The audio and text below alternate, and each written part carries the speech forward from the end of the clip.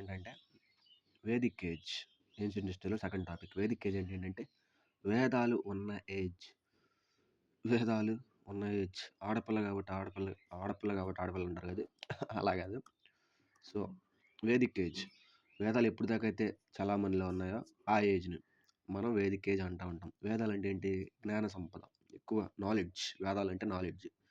So ఎలా divide చేశారంటే early Vedic age, later Vedic age. Early Vedic ఏమో 1500 BC నుంచి 10,000 బీసీ దాకా, అంటే 500 సంవత్సరాలు వెనక్కి. ఓకే, బీసీ అంటే వెనక్కి నుంచి వస్తున్నాం అని చెప్పా కదా. 1700, 1600, 1400, 1300, 1200 అలా 0 దాకా వస్తాం. అప్పుడు క్రీస్తు పుడతాడు. దాని తర్వాత ఇటు నుంచి మళ్ళీ 0, 1, 2, 3, 4 అలా క్రీస్తు పుట్టి 20-25 సంవత్సరాలు అయింది. ఓకే, అలా బీసీ ఏసీలు కొలుస్తాం. సో లేటర్ వేదిక్ ఏజ్ ఎప్పుడు? ఆ 1000 నుంచి early Vedic age, later Vedic age. 1000 నుంచి 600 బీసీ దాకా ఈ లేటర్ వేదిక్ ఏజ్. సో అసలు ఇది ఎలా క్లాసిఫై చేశారు, ఎవరు ఈ వేదాలను బాగా తీసుకొచ్చారు, ఎవరు కోడిఫై చేశారు అంటే ఆరియన్స్. ఈ ఆరియన్స్ అనేవాళ్ళు ఎవరంటే, మనం ముందు లెసన్ చెప్పుకున్నాం కదా, ఐవీసీ, ఇండస్ వ్యాలీ సివిలైజేషన్, దాని అంతమైపోవడానికి కారణం వీళ్ళు అంటారు. కొంతమంది ఏమంటారు, బాలగంగాధర తిలక్ ఏమంటాడంటే వీళ్ళు అసలు యూరోప్ నుంచి వచ్చారు అంటారు. ఆర్యాస్, బాలగంగాధర తిలక్ యూరోప్ నుంచి వచ్చారు అంటారు. ఆర్యాస్ అంటే ఎవరంటే అసలు మన ఇండియాకి ఇప్పుడు ప్రజెంట్ ఎక్కడంటే నార్త్ ఇండియాలో ఉన్నారు కదా. అందుకే చూడు, నార్త్ ఇండియా మనుషులందరూ ఒకలా ఉంటారు, సౌత్ ఇండియా మనుషులందరూ ఒకలా ఉంటారు. వాళ్ళు చాపరిల్లా ఉంటారు కదా.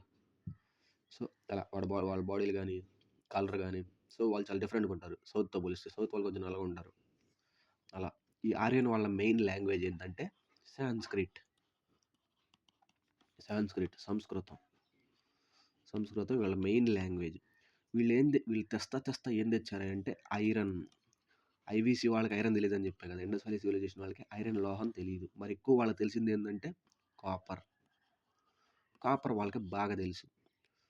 వాళ్ళకి ఐరన్ తెలియదు. వీళ్ళు ఐరన్ తెచ్చారు కాబట్టి ఎక్కువ కాలం వీళ్ళు పాలించారు. ఎందుకు? ఐరన్తో పెద్ద పెద్ద చెట్లు నరుక్కోవచ్చు కదా, అట్లా నరుక్కోవచ్చు. సో ఐరన్తో కొత్త కట్టాలు కట్టుకోవచ్చు. అలా ఉండటం వల్ల ఎక్కువ చెట్లు కొట్టేసి వాళ్ళ ల్యాండ్ని ఎక్స్టెండ్ చేసుకున్నారు ఈ ఆరియన్స్ అనేవాళ్ళు. సో ఈ ఆరియన్స్ అనేవాళ్ళు తెస్తా ఈ వేదాలు కూడా వీళ్ళే తీసుకొచ్చారు.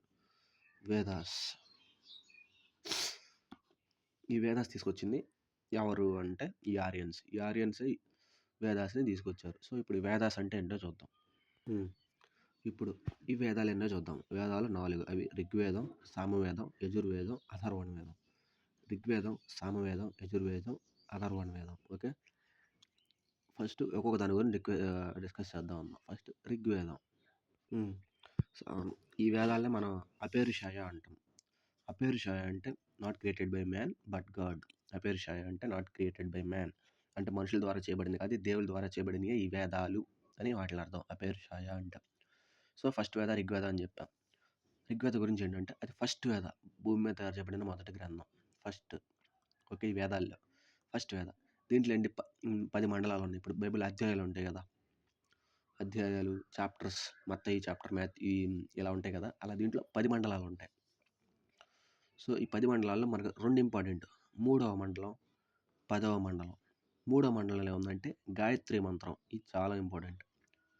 గాయత్రి మంత్రం ఏ వేదంలో ఉంది? ఋగ్వేదం. గాయత్రి మండలం ఋగ్వేదంలో ఏ మండలంలో ఉంది? మూడవ మండలం. గాయత్రి మంత్రం ఎవరి కోసం రాశారు? సావిత్రి అంటే కీర్తి సురేష్ కాదు, ఇక్కడ మహానటి సావిత్రి కూడా కాదు. అప్పట్లో ఒక ఉండేది, ఆమె తన పతి ప్రాణాల కోసం యముడు సైతం వెంటాడిందంట. సో ఆమె గురించి విశ్వామిత్ర అనే ఋషి రాస్తాడు. విశ్వామిత్ర అనే ఋషి ఈ గాయత్రి మంత్రం రాస్తాడు. ఇది ఈ 3వ మండలం గురించి. మరి 10వ మండలం ఏముంది అంటే పురుష సూక్త అనేటి ఉంది. అది దీని తర్వాత ఎక్స్ప్లెయిన్ చేస్తాం. సో వీళ్ళెవరైనా పూజించారా అంటే 2 దేవుళ్ళని పూజించారు. ఎవరెవరిని? దేవుళ్ళని అయితే 2 పూజించారు.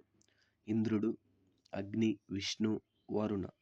ఇంద్రుడిని పూజించారు, అగ్నిదేవుణ్ణి, విష్ణు, వరుణ అంటే వాన, అగ్ని అంటే నిప్పు. ఇలా పూజించేవాళ్ళు. వీళ్ళు అర్బోలేటరీ చేస్తున్నాడని అర్థమవుతుంది మనకి, అంటే ఐడలటరీ చేసేవాళ్ళు అర్థమైపోతుంది. సో ఈ పురుష సూక్తం అంటే ఏంటో ఇప్పుడు చూద్దాం. సపోజ్ పురుష సూక్త అంటే ఏంటంటే అకార్డింగ్ టు అప్పట్లో వాళ్ళ క్యాస్ట్ బేస్ సిస్టమ్ ఇలా ఉండేది. ఇలా అకార్డింగ్ టు ఈ పురుష సూక్త తల నుంచేమో బ్రాహ్మణులు వచ్చారంట.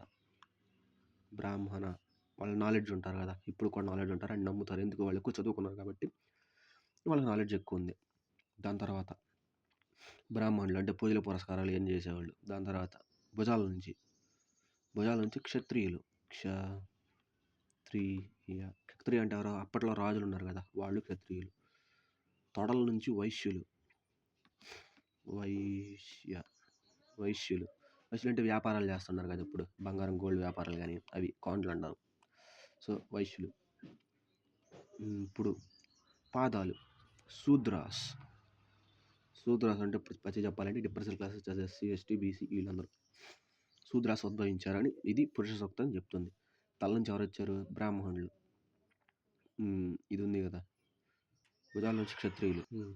ఈ తల నుంచి బ్రాహ్మణులు, భుజాల నుంచి క్షత్రియులు, ఈ తొడల నుంచి వైశ్యాలు, పాదాల నుంచి శూద్రాస్ ఇలా ఎమర్జ్ అయ్యారు అని అర్థం. ఓకే, ఇక్కడేమో తల నుంచి అంటే మౌత్ నుంచి అని ఇచ్చారు ఇక్కడ. సో అది కరెక్ట్ చేసుకో. ఇది ఈ వేద గురించి, దాని ఋగ్వేద గురించి. ఇప్పుడు సామవేద చూద్దాం. ఇప్పుడు నెక్స్ట్ ఏంటంటే మ్యూజిక్. సామం అనగా సంగీతం, వేద అనగా జ్ఞానం ఉండే ప్లేస్. సామవేదం అది. సో ఈ ఓల్డెస్ట్ బుక్ ఆన్ మ్యూజిక్ ఇది. అంటే మంచి మ్యూజిక్ కోసం పాటుపడిందంట ఈ బుక్. ఫస్ట్ మ్యూజిక్ ఏమైనా ఉన్నాయి కదా, అంటే సా రీ గా మా పాదలు ఏమైనా ఉన్నాయి కదా, దీని నుంచే తీసుకున్నారు. సో మనకు తెలుసుకోవాల్సింది ఇక్కడ ఉపనిషత్స్ అంటే ఏంటంటే వాళ్ళనే వేదాంతాస్ అని కూడా అంటాం. వేదాంతాలు అంటారు. ఆ మొత్తం ఉపనిషత్తులు ఏంటంటే 108 ఉన్నాయి. సో ఇవి దీంట్లో తర్వాత ఉపయోగపడతాయి. ఈ ఉపనిషత్తులు మనం 2 గుర్తుపెట్టుకోవాలి, అవి తర్వాత చెప్పుకుందాం. నెక్స్ట్ యజుర్వేద. ఇప్పుడు చూద్దాం ఈ యజుర్వేద అంటే ఏంటంటే యజ్ఞం అలా గుర్తుపెట్టుకో. యజ్ఞం. యజుర్వేద ఏంటంటే collection of mantras and rituals and sacrifices. Rituals అంటే ఆచారాలు, సాక్రిఫైసెస్ అంటే యజ్ఞాలు యాగాలు. యజుర్వేద యజ్ఞాలు. దీంట్లో 2 సెక్షన్స్ ఉంటాయి. ఏంటివి? శుక్లపక్షం, కృష్ణపక్షం. ఇప్పుడు కూడా ఉన్నాయి క్యాలెండర్లో. శుక్ల అంటే వైట్, కృష్ణ అంటే black.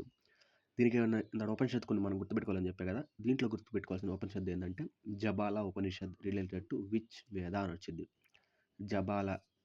Jabala Upanishad related to Yajurveda. ఇది యజుర్వేదం గురించి. ఇప్పుడు అథర్వణ వేద చూద్దాం. అథర్వణ వేద ఏంటంటే వేద of magic formulas to ward off. అంటే ఇప్పుడు మనకి చేతబళ్ళు ఇవి చేస్తుంటారు కదా, చేతబళ్ళు వేసి మంత్రాలు కట్టి ఆంచనలు అంటారు, ఇవన్నీ అంటారు. సో అవి దీనికి రిలేటెడ్. ఎందుకు? వాటిలో ఏమైనా పాలద్రోవాలంటే ఇందులో మంత్రాలు మనం తీసుకుంటాం. The Veda of magic formulas to ward off అంటే ఎలిమినేట్ ఈవిల్ స్పిరిట్స్, దుష్ట ఆత్మల్ని అంటే diseases, black magic, witchcraft అంటే చేతబడి. ఇది అథర్వణ వేద గురించి. ఓకే, దీంట్లో 20 ఖండాలుగా ఇది డివైడ్ అయ్యిందంట. 20 ఖండాలుగా డివైడ్ అయిందంట. అది గుర్తుపెట్టుకోవాల్సిన విషయం. మెయిన్ ఏంటంటే ఇది to ward of evil spirits and diseases. Atharvana వేద. సో ఇప్పుడు కొన్ని ఇంపార్టెంట్ ఉపనిషత్తులు ఉన్నాయి, అవి గుర్తుపెట్టుకుందాం. ఇప్పుడు చూద్దాం ఈ ఇంపార్టెంట్ ఉపనిషత్తులు ఏమంటే 2 ఉపనిషత్తులు ఉన్నాయి. ఒకటి మనకున్న నేషనల్ ట్యాగ్ అన్నట్టు ఉంది కదా, సత్యమేవ జయతే అని ఏమంటారు అక్కడ. ఈ సత్యమేవ జయతే ఎక్కడ నుంచి తీసుకున్నారంటే ముండక ఉపనిషత్తు. చాలా ఇంపార్టెంట్ క్వశ్చన్, బుల్లెట్ క్వశ్చన్. అది ఇంపార్టెంట్ ఉపనిషత్స్ ఏమన్నాయి మనకి? ముండక ఉపనిషత్తు, మహా ఉపనిషత్తు. ముండక ఉపనిషత్తు ఎక్కడ దీనిలో మనం ఏం తీసుకున్నాం అంటే ఈ లైన్ సత్యమేవ జయతే, ఇది తీసుకున్నాం. ఇది చాలా ఇంపార్టెంట్. నెక్స్ట్ వసుధైవ కుటుంబకం అని. ఇప్పుడు మన థీమ్ అంటే మనం ఇప్పుడు కొన్ని భవనాలు నిర్మించాము. సో దానికి ఒక థీమ్ ఏదన్నా సమిట్లు పెట్టుకుందామన్నా మనం ఎక్కువ వాడే థీమ్ ఇది. ఏంటిది? వసుధైక కుటుంబకం. అంటే one health, whole earth is of family. ప్రపంచం అంతా ఒకటే. అంటే ఎలా కాస్మోపాలిటన్ లాగా ఆల్మోస్ట్. సో ఇది ఎక్కడ నుంచి తీసుకున్నాం అంటే మహా ఉపనిషత్తు, ముండక ఉపనిషత్తు, మహానోపనిషత్తు. జబాల ఉపనిషత్తు ఏంది మరి? జబాల ఉపనిషత్తు ఎక్కడ? యజుర్వేద. ఓకే, ఇది దీని గురించి. సో ఈ వేదాలు అయితే రాశారు. దాన్ని ఎలా నేర్చుకోవాలి అంటే ప్రతిదానికి ఒక లిప్ ఉంటుంది కదా, ప్రతిదానికి ఒక లిప్ ఉంటుంది. సో మనం ఇప్పుడు మనం తెలుగు భాష చదవాలనుకున్నాం అనుకో, మనకు గ్రామర్ నేర్చుకోవాలి. అంటే ఏంటి? అక్షరాలు, ఒత్తులు, దీర్ఘాలు అవన్నీ నేర్చుకుని వెళ్తాం కదా. సో ఆ వేదాలు అర్థం చేసుకోవడానికి ఈ వేదాంగాలు వేదాంగాలు ఎన్నంటే 6. ఓకే. ఫస్ట్ శిక్షా వేదాంగ అంటే స్టడీ ఆఫ్ ఫొనెటిక్స్. ఫొనెటిక్స్ అంటే మన పదం ఎలా ఉచ్చరించాలి, అంటే ఎలా మాట్లాడాలి. ఫోను అంటే వినడం కదా, ఫొనెటిక్స్ ఎలా ప్రొనౌన్స్ చేయాలి, ఎలా వినాలి అనేది ఈ శిక్ష.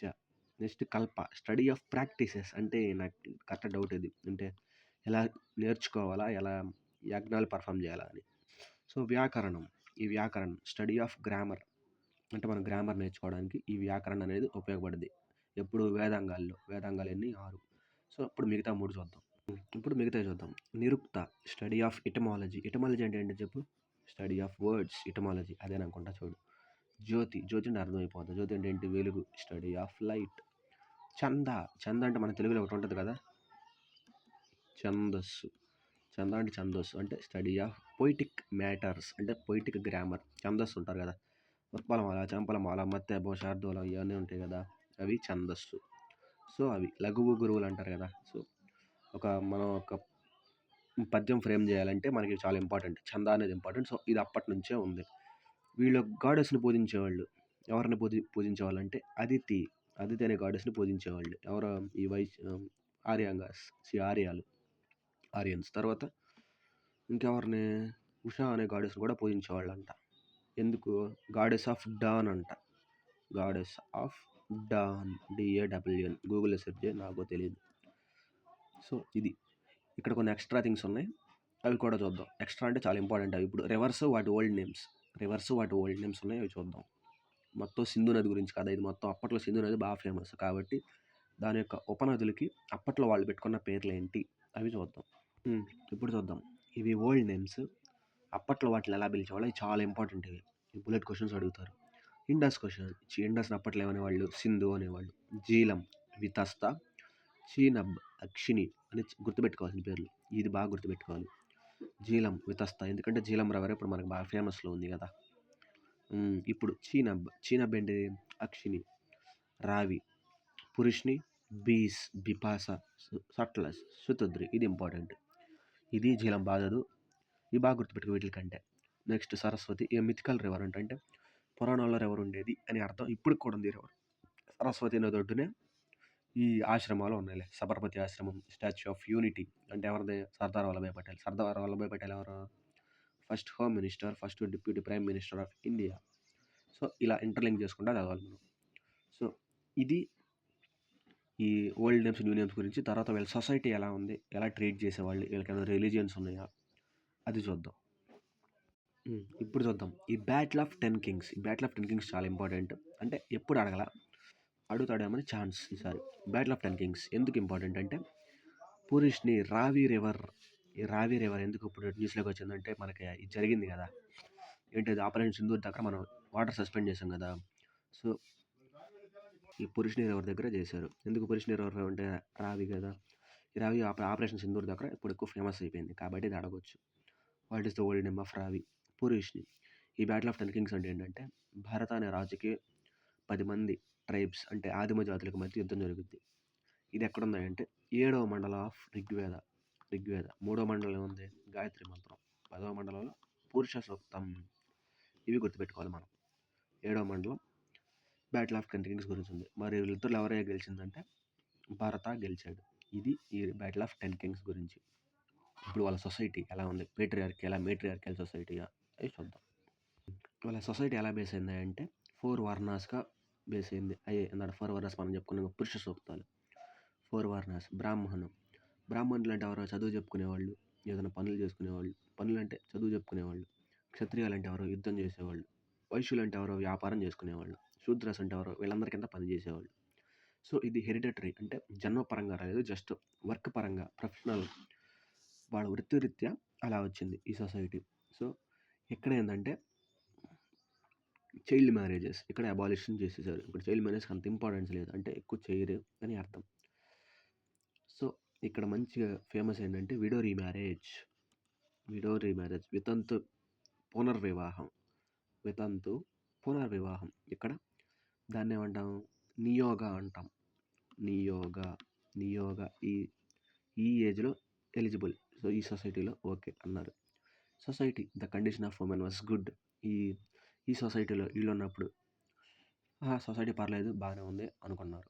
దాని తర్వాత ఇక్కడ యుద్ధాలు దేనికోసం జరిగేవంటే కౌ ఎవరి దగ్గర అయితే కౌ ఎవరి దగ్గర అయితే ఎక్కువ ఆవులు ఉన్నాయో వాడే ఆస్తికర్తలుగా ఉండేవాడు.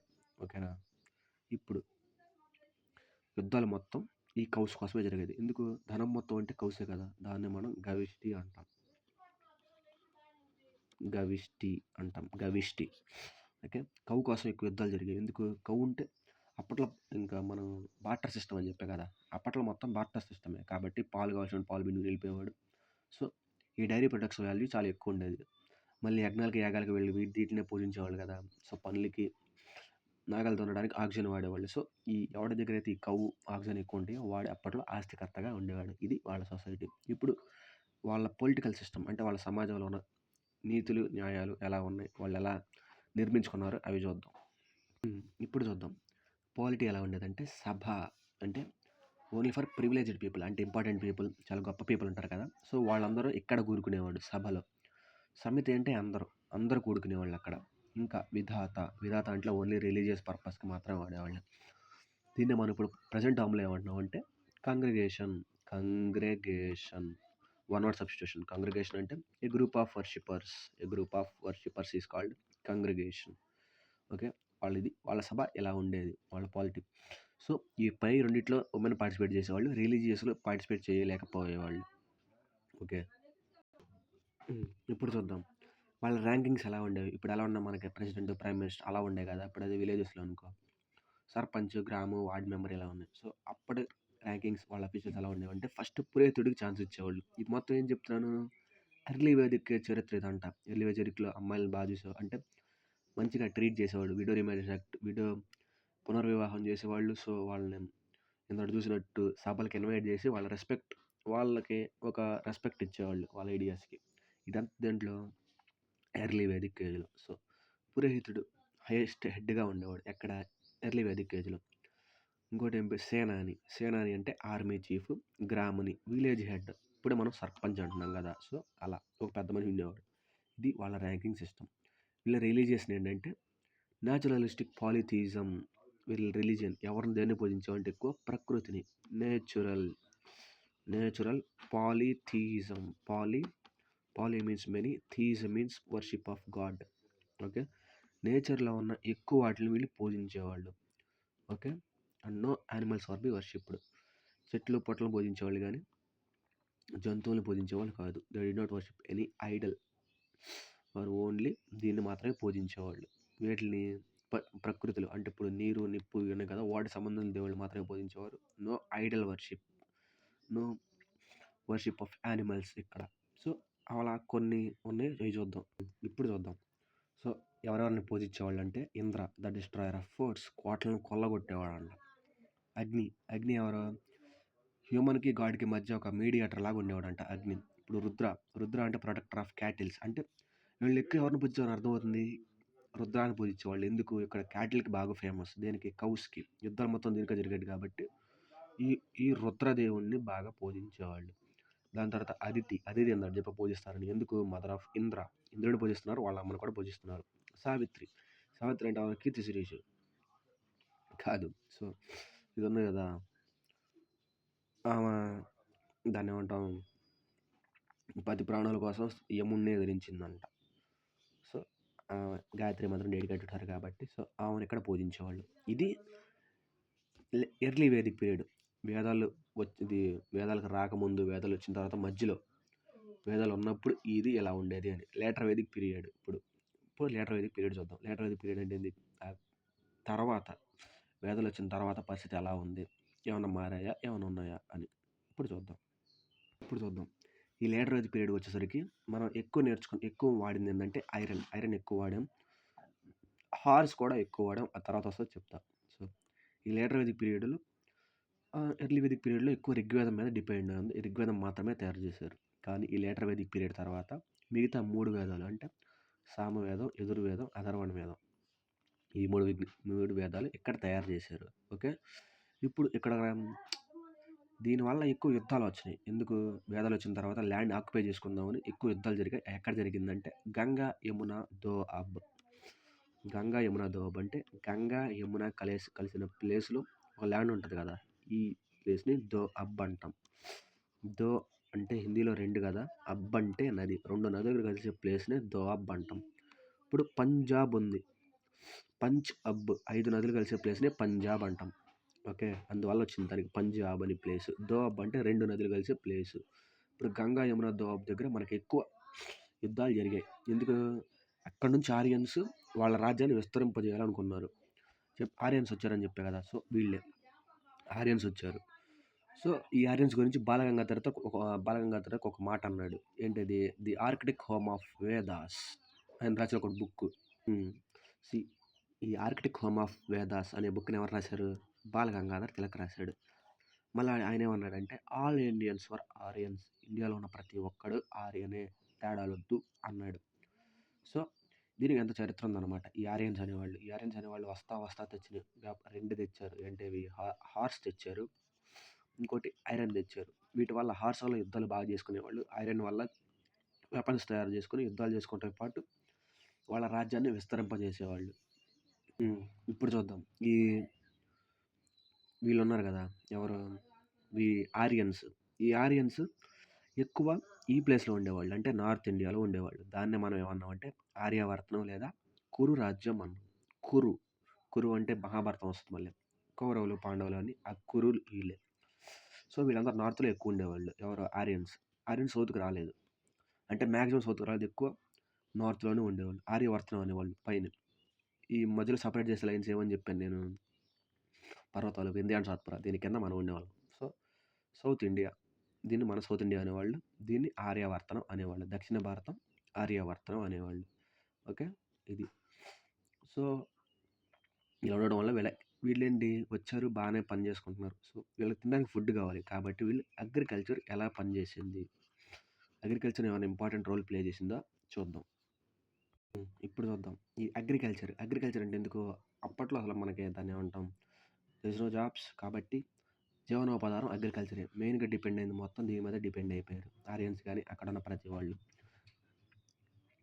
రాజు స్వయంగా వెళ్ళి వ్యవసాయం చేసుకునేవాడు. King also did manual labour of work. So, ఇప్పుడున్న పంటలకి వాళ్ళనప్పుడు ఏమనేవాళ్ళు చూద్దాం.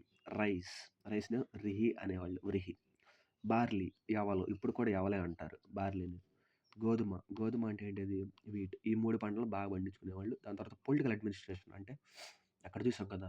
సభ, సమితి, విధాత. సో, అలా ఎక్కడేమైనా ఉన్నాయా? ఎవడన్నా మారాడా? సో, అవి చూద్దాం. Political organisations. ఇప్పుడు చూద్దాం.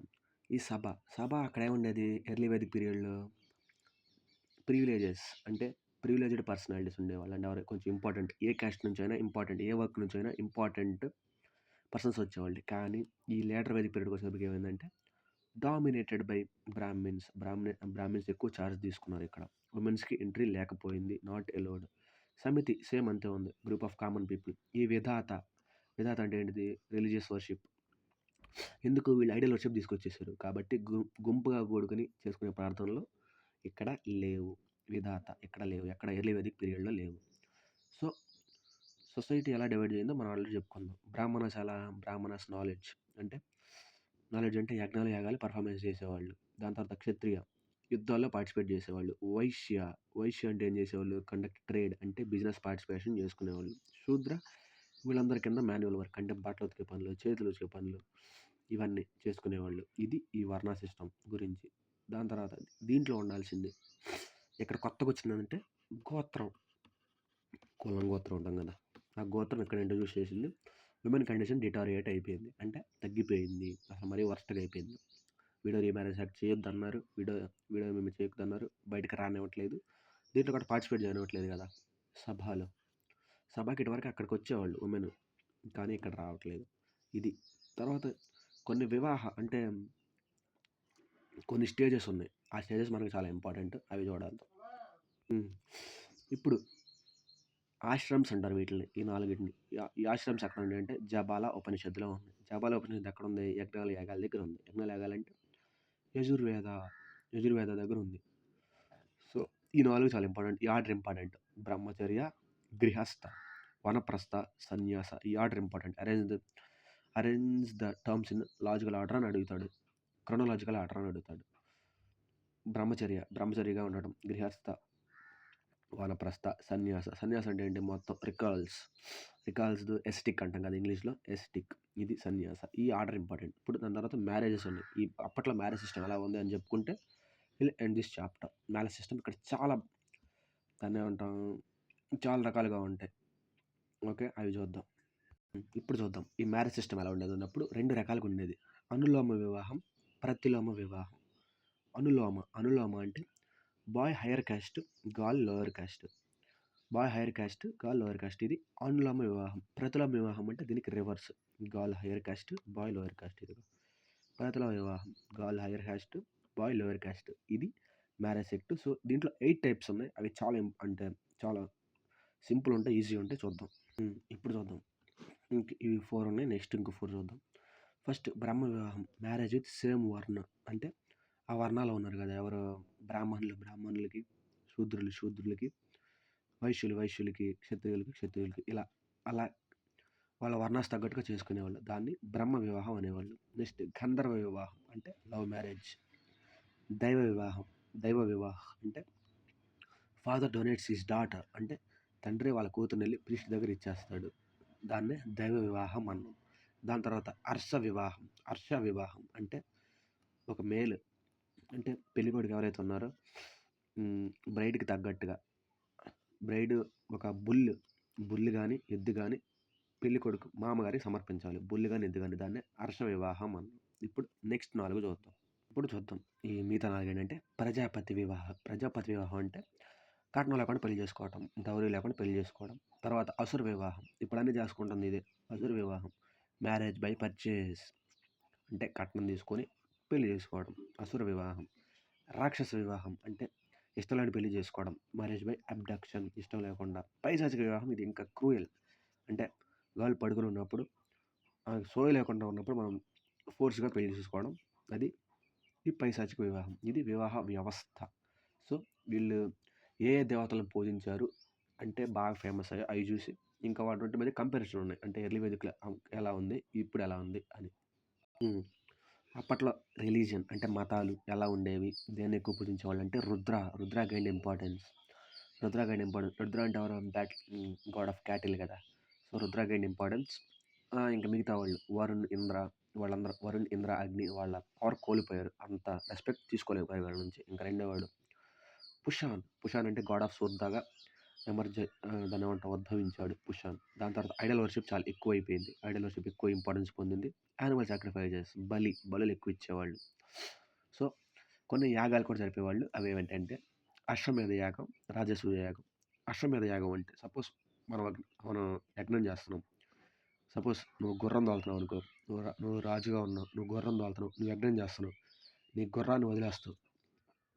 గుర్రాన్ని రాజ్యాలు వదిలేస్తావు. అది సాయంత్రం వరకు ఎంత దూరం అయితే తెలియద్దో అక్కడ ఎవడ ల్యాండ్ అని ఉంది, అది మొత్తం ల్యాండ్ నీకెందుకు వస్తుంది. అది అశ్వమేధ యాగం కాన్సెప్ట్.